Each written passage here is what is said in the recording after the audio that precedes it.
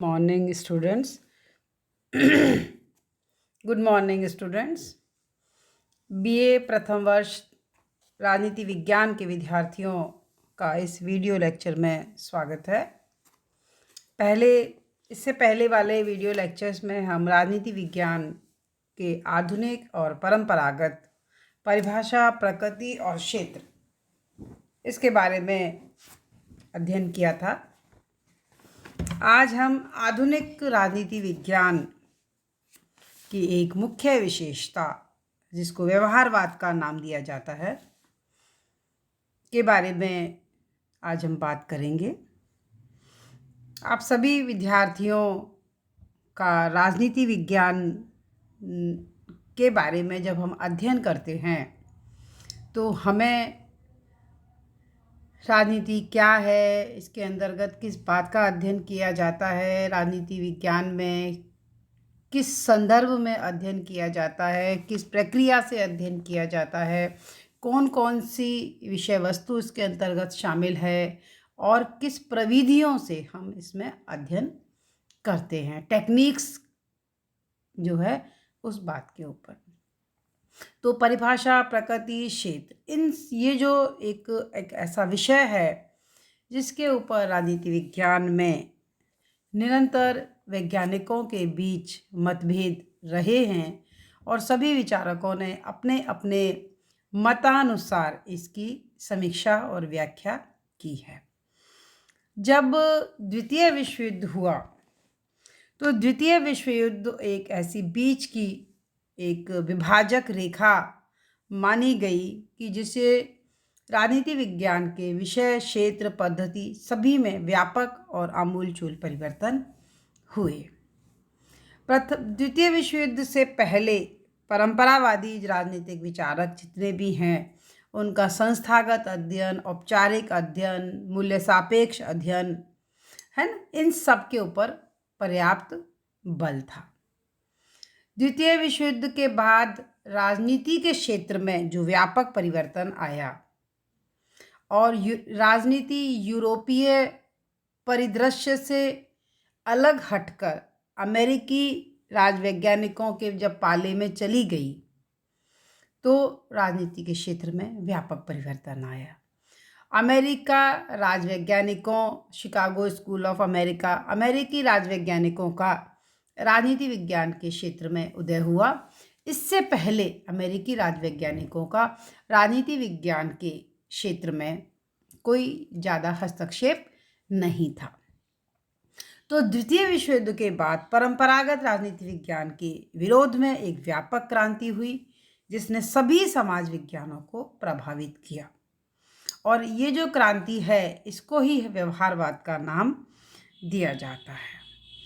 और चूँकि द्वितीय विश्व युद्ध के बाद अमेरिका एक महाशक्ति के रूप में उभर कर के सामने आया, तो विचारधारा के क्षेत्र में भी अमेरिकी राजवैज्ञानिकों को एक महत्वपूर्ण स्थान विचारधारा के क्षेत्र में मिलने लगा और उनके द्वारा जितने भी नए विचारक हुए उनसे नवीन मान्यताओं, नवीन परिदृश्य, नवीन आंदोलन, नवीन क्रांति, नवीन विचारधारा सभी का एक सूत्रपात हुआ, जिसको अब व्यवहारवाद के नाम से जाना जाता है। तो व्यवहारवाद नए राजनीति विज्ञान के साथ में इतना अधिक जुड़ा हुआ है कि इसे वैज्ञानिक अध्ययन का साथी भी कहा जाता है। ग्राहम वालास और ब्रैडले, इन्होंने जो है राजनीति विज्ञान में राजनीतिक व्यवहार के अध्ययन के ऊपर इन्होंने बल दिया। इन्होंने ये कहा कि व्यवहारवाद एक अनुभवात्मक और क्रियात्मक है। व्यक्ति के निजी मूल्य, कल्पनाओं आदि के लिए इसमें कोई स्थान नहीं है।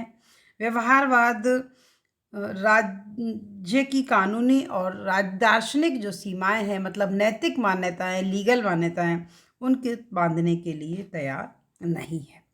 तो व्यवहारवाद का मूल रूप से ये मानना है कि राज्य के बाहर भी सामाजिक समस्याएं, आर्थिक समस्याएं, राजनीतिक समस्याएं, पर्यावरणीय समस्याएं, जो भी समस्याएं सामाजिक, आर्थिक, नैतिक, और जो संस्थाएं और जो सत्ताएं, इन सबको जो प्रेरित करने वाला एक जो मनुष्य का व्यवहार है, एक मानसिक व्यवहार है, वो उसका अध्ययन किया जाना बहुत अधिक आवश्यक है। क्योंकि इन व्यवहारवादियों का ये मानना है कि मनुष्य जो है वो शून्य में नहीं रहता है और केवल राजनीति में नहीं रहता है।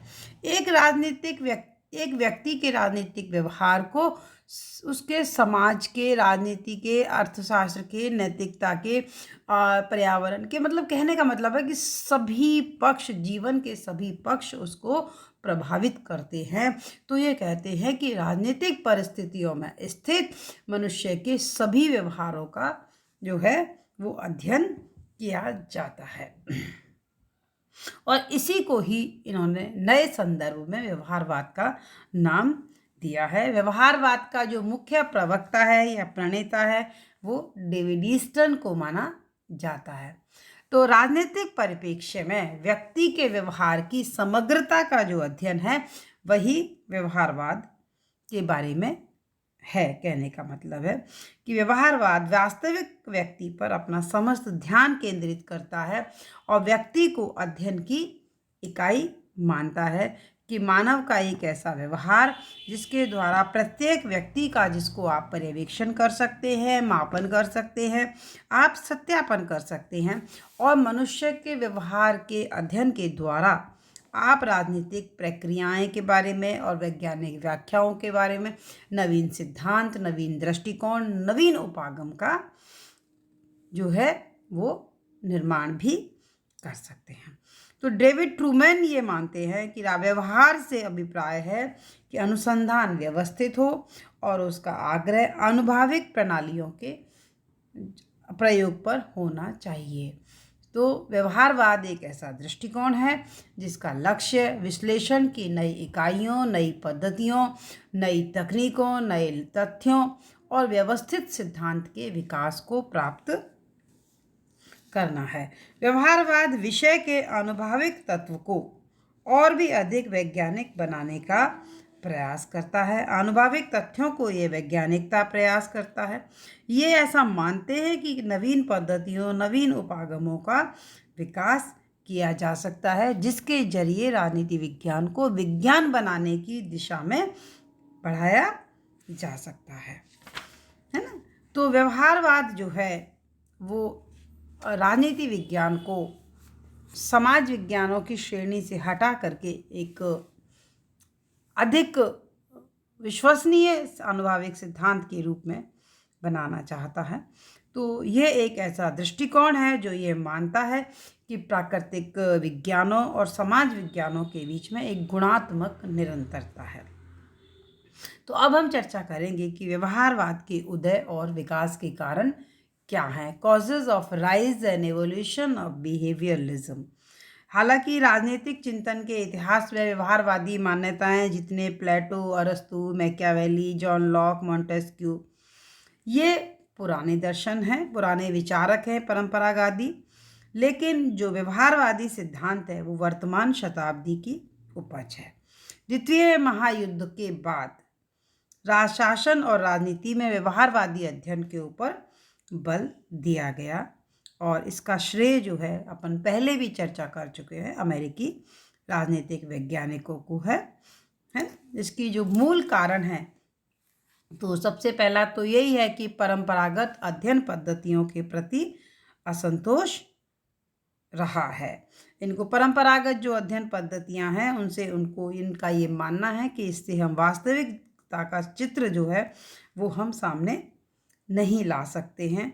और परंपरागत अध्ययन जो है वो संस्थागत अध्ययन था। दूसरा, इन्होंने ये माना कि जो सैद्धांतिक अध्ययन के में विश्वसनीयता का अभाव है। और दो महायुद्धों के बीच नाजीवादी, फांसीवादी, एकाधिकारी प्रवृत्तियों का उदय और विकास हुआ। इसके कारण व्यवहार में जो है वास्तविकता का ज्ञान नहीं हो पाया। और निरंतर विकास और लोकप्रियता के बाद भी विषय की जो अध्ययन पद्धति थी वो वर्णनात्मक थी, दार्शनिक थी, संस्थागत थी, औपचारिक थी, कानूनी और ऐतिहासिक। इसके कारण विषय के प्रति असंतोष रहा। तो परंपरागत जितनी भी अध्ययन पद्धतियां रहीं उनके प्रति व्यवहारवादियों का असंतोष रहा। इसके बाद में इन्होंने दूसरे जो अन्य समाज विज्ञानों से भी इनको प्रेरणा मिली, और जैसा इसी वजह से इन्होंने राजनीति विज्ञान में भी व्यवहारवाद के इस प्रयोग के ऊपर इन्होंने बल दिया। इन्होंने लिखा कि व्यवहारवाद एक ऐसा आंदोलन है जिसका उद्देश्य राजनीतिक अध्ययन को आधुनिक मनोविज्ञान, समाजशास्त्र, अर्थशास्त्र में विकसित सिद्धांतों, पद्धतियों, खोजों और दृष्टिकोणों के निकट लाना है। द्वितीय विश्व युद्ध का भी प्रभाव पड़ा, क्योंकि द्वितीय विश्व युद्ध ने व्यवहारवाद को गति प्रदान की। युद्धकालीन घटनाओं ने वैज्ञानिकों को इस बात के लिए प्रेरित किया कि राजनीतिक जीवन की जटिलताओं का अध्ययन करने के लिए उनमें व्यक्तियों के व्यवहार का अध्ययन होना बहुत आवश्यक है। नवीन अध्ययन पद्धतियों का इन्होंने प्रयोग किया। नवीन परीक्षण उपकरण, सर्वेक्षण पद्धति, सांख्यिकी विश्लेषण, मॉडल, निदर्शन, सर्वेक्षण। तो इन्होंने ये कहा कि राजनीतिक व्यवहार के अध्ययन को वस्तुनिष्ठ अध्ययन बना करके व्यवहारवाद का पोषण इन्होंने किया। 1908 में सबसे पहले ग्राहम वालास की एक किताब आई, उसका बुक का नाम था human nature in politics. A.F. Bentley की भी किताब आई, द प्रोसेस ऑफ गवर्नमेंट। इनके द्वारा ही व्यवहारवाद का विकास माना गया। फिर 1925 में ग्राहम वालास की एक और किताब आई, न्यू एस्पेक्ट ऑफ पॉलिटिक्स। इसमें सबसे पहले व्यवहारवाद का एक प्रभाव देखा गया, या व्यवहारवाद की विकास का एक प्रमुख, इसको नींव का पत्थर कहा जा सकता है। ये सभी लोगों को शिकागो संप्रदाय का नाम दिया गया। तो एक तरीके से अमेरिका में एक बौद्धिक आंदोलन के रूप में, बौद्धिक प्रवृत्ति के रूप में व्यवहारवाद का उदय हुआ। इस विचारधारा का प्रतिनिधित्व करने वाले कई राजनीतिक वैज्ञानिक हैं। डेविड ईस्टन है, लासवेल है, आमंड कोलमैन है, डायस है, रॉबर्ट डहल है, आमंड पावेल हैं आदि।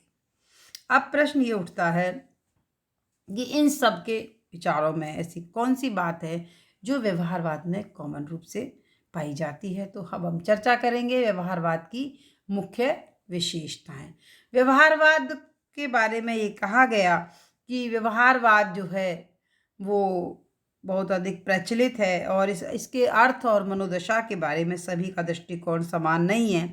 कुछ विचारक ये मानते हैं कि ये केवल मनोदशा है या मनोवृत्ति है, मूड है। कुछ विचारक मानते हैं कि इसके अपने निश्चित सिद्धांत हैं और कार्य विधियां हैं। कुछ विचारक मानते हैं कि यह एक उपागम है, एक चुनौती है, एक सुधार आंदोलन है, एक अनुसंधान है और एक शोध करने वालों का एक तरीका है। लेकिन धीरे धीरे व्यवहारवाद ने अनिश्चितता की स्थिति को पार कर लिया, और अनिश्चितता की स्थिति को पार करने के बाद में क्रिकपैट्रिक जो व्यवहारवादी हैं, उन्होंने व्यवहारवाद की 4 विशेषताएं बताई हैं, जो इस प्रकार से है। देखिए, व्यवहारवाद इस बात के ऊपर बल देता है कि राजनीति विज्ञान के अध्ययन और शोध कार्य में जो है विश्लेषण की इकाई व्यक्ति नहीं होना चाहिए, संस्था नहीं होनी चाहिए, बल्कि व्यक्ति होना चाहिए। दूसरा है कि यह समाज विज्ञानों को व्यवहारवादी विज्ञानों के साथ देखता है, इसलिए ये अन्य समाज विज्ञानों के साथ में एकता अर्थात अंतर अनुशासनात्मकता पर बल प्रदान करता है। कहने का मतलब है कि राजनीति विज्ञान का अध्ययन अकेले नहीं किया जा सकता, अन्य समाज विज्ञानों के संदर्भ में किया जाना चाहिए। तीसरी विशेषता वो ये बताता है कि तथ्यों के वर्गीकरण, मापन, पर्यवेक्षण आदि के लिए अधिक परिशुद्ध प्रविधियों के विकास और उपयोग पर बल देता है, और इस बात का प्रतिपादन करता है कि जहाँ तक संभव हो सांख्यिकीय एवं परिमाणात्मक सूत्रीकरणों का उपयोग किया जाना चाहिए। और लास्ट है, फोर्थ, कि राजनीति विज्ञान को एक व्यवस्थित आनुभाविक सिद्धांत के रूप में परिभाषित करना, अर्थात इनको प्राकृतिक विज्ञानों के समकक्ष लाने का एक प्रयास जो है वो है। ये तो थी क्रिकपैट्रिक के द्वारा बताई गई 4 विशेषताएं, लेकिन सबसे महत्वपूर्ण विशेषताएं डेविड ईस्टन जो व्यवहारवाद का प्रणेता माना जाता है, उसकी बताई जाती हैं। डेविड ईस्टन ने व्यवहारवाद की 8 प्रमुख विशेषताएं बताई हैं, जिनको वे 8 बौद्धिक आधारशिलाओं का 8 intellectual foundation stone of behaviourism का नाम वो देता है। 8 बौद्धिक आधारशिलाएं। इसका जो आर्टिकल था व्यवहारवाद से related, the current meaning of behaviourism, ये उस जो आर्टिकल है the current meaning of behaviourism में, वो इसकी विशेषताएं उसमें दी गई हैं। अगर आपके शॉर्ट क्वेश्चन में ये क्वेश्चन आता है कि 8 बौद्धिक आधारशिलाएं क्या हैं, तो 8 बौद्धिक आधारशिलाएं व्यवहारवाद की वो विशेषताएं जो डेविड ईस्टन ने व्यवहारवाद की बताई हैं। तो ये कौन कौन सी हैं, अभी हम इनकी आपके बारे में बता देते हैं। सबसे पहले तो है नियमन। नियमन अर्थात नियमितताएं, रेगुलरिटीज इनको बोलते हैं। व्यवहारवादी मानते हैं कि राजनीतिक व्यवहार में सामान्य तत्व ढूंढे जा सकते हैं।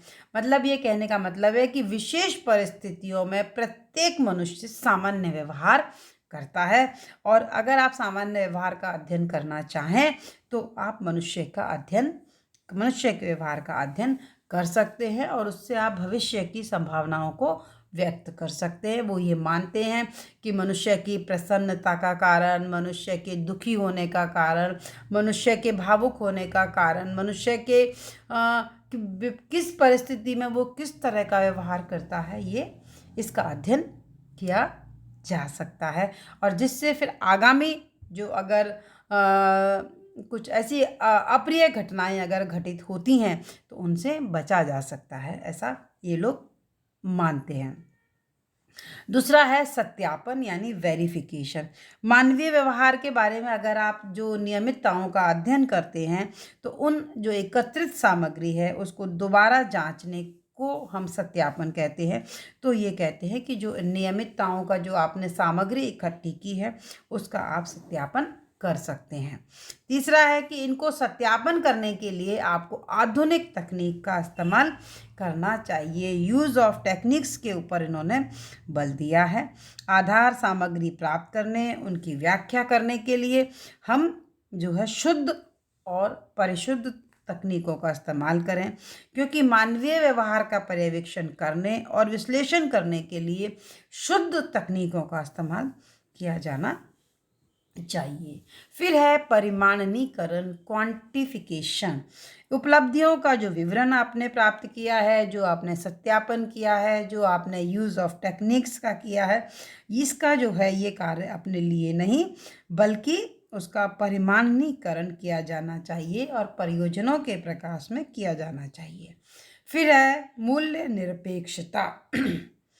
इनका ये मानना है कि वैल्यू डिटर्मिनेशन, व्यवहारवादी वैल्यू फ्री एटीट्यूड चाहते हैं।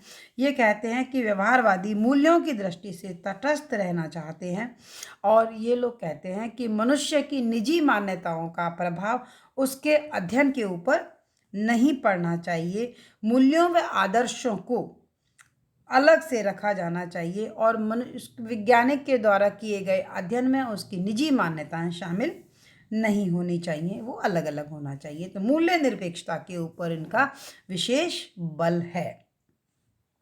फिर है व्यवस्थाबद्धीकरण, सिस्टमेटाइजेशन। अनुसंधान आवश्यक रूप से क्रमबद्ध होना चाहिए।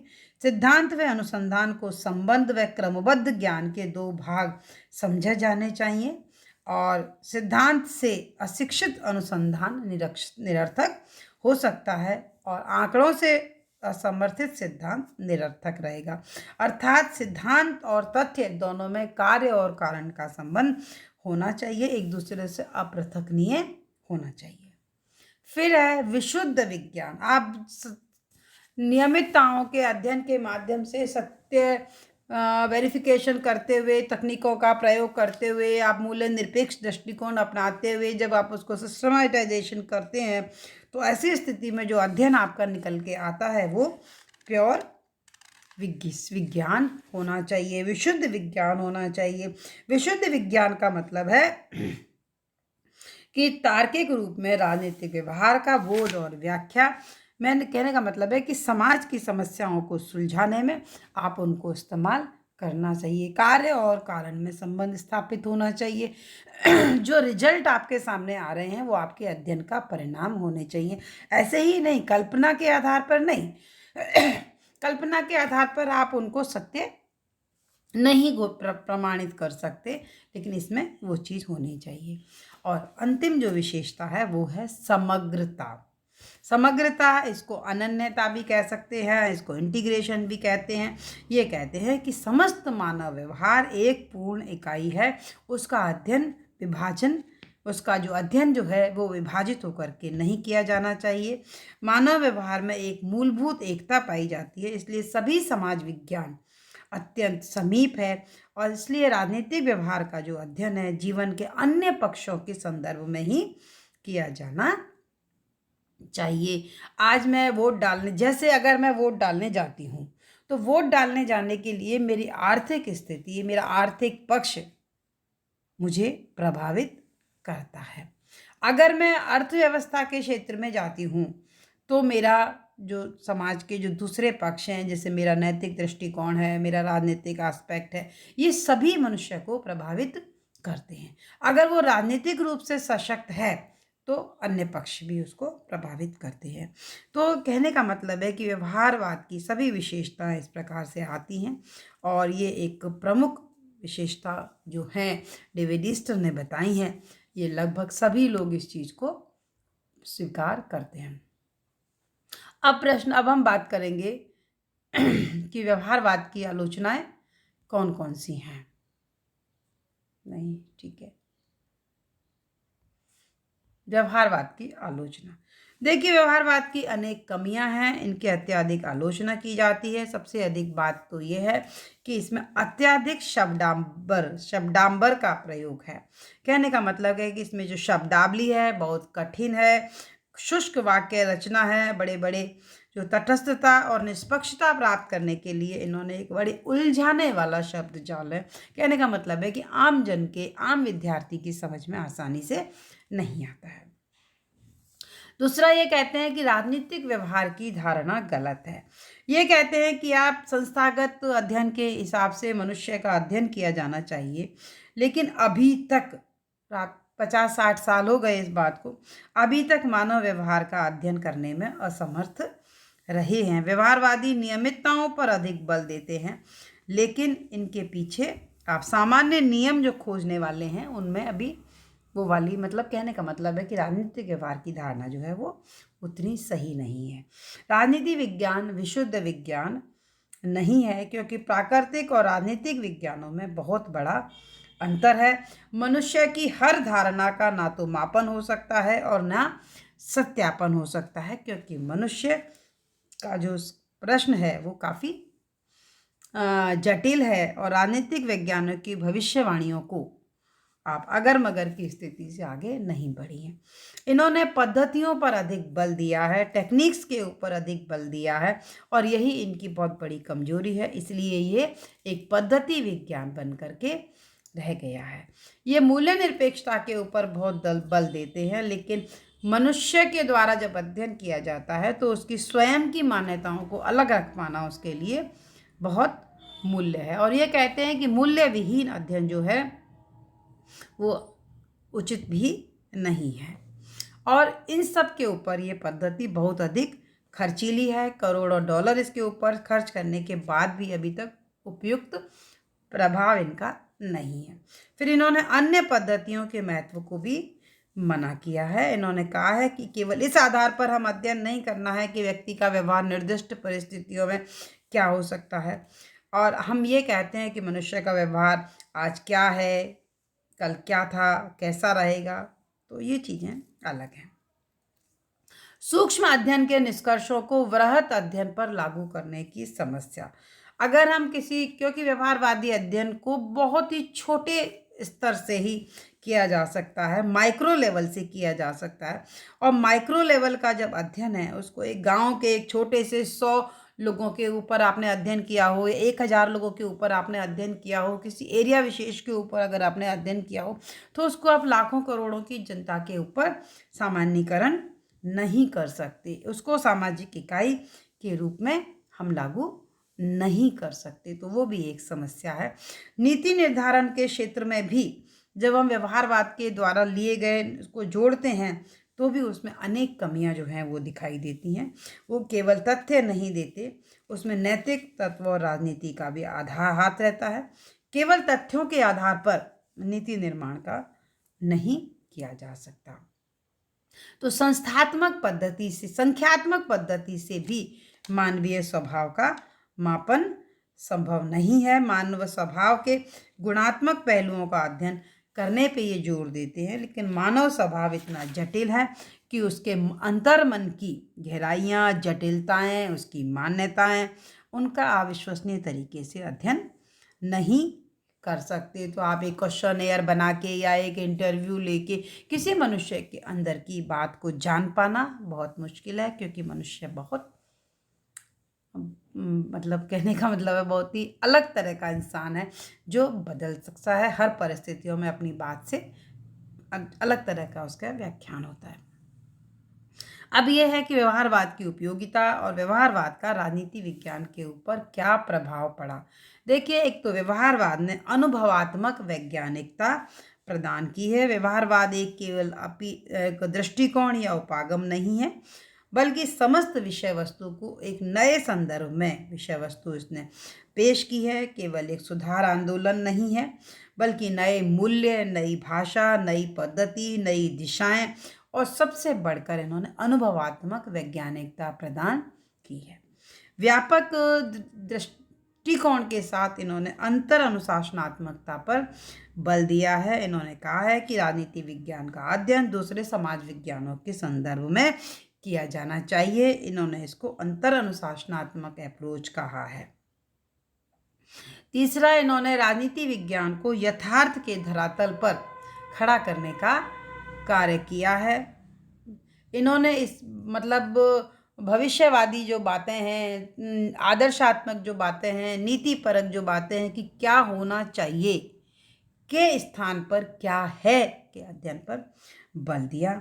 तो इसलिए इन्होंने मनुष्य को राजनीतिक विश्लेषण की इकाई बनाने के ऊपर जो बल दिया है, उससे राजनीति विज्ञान को एकता और आधुनिकता मिली है, प्राप्त की है। राजनीति विज्ञान ने अपने अनुभववाद के अध्ययन से एक नवीन दृष्टि, नवीन पद्धतियाँ, नवीन मापन और नए क्षेत्र, नई प्रश्नावलियाँ, बहुत सारी जो नवीन क्षेत्र हैं वो इन्होंने प्रदान किए हैं। और राजनीति विज्ञान के अंतर्गत आजकल नवीन जो अध्ययन विषय हैं, जैसे वोटिंग बिहेवियर है, अंतर्राष्ट्रीय व्यवस्थाओं के अध्ययन पर उनका अध्ययन किया जाने लगा है। आज तो अनेक विचारक ये कह सकते हैं कि अब हमारा जो अनुशासन है वो एक नए सामंजस्य, सुखद एकता, आत्मविश्वासपूर्ण अभिमान का अनुभव करता है, जो एक स्वस्थ शीर्षवर्धन के अनुकूल है। कहने का मतलब है कि राजनीति विज्ञान को एक नवीन क्षेत्र में लाने का जो प्रयास है वो व्यवहारवादियों के द्वारा किया गया है। वस्तुतः व्यवहारवाद वैज्ञानिक अध्ययन का प्रतीक है और नवीन राजनीति विज्ञान के निर्माण के क्षेत्र में व्यवहारवाद की भूमिका को नकारा नहीं जा सकता है। तो नवीन आयाम, नवीन तकनीक, इन सब चीज़ों का विकास जो है वो व्यवहारवाद ने किया है। धन्यवाद।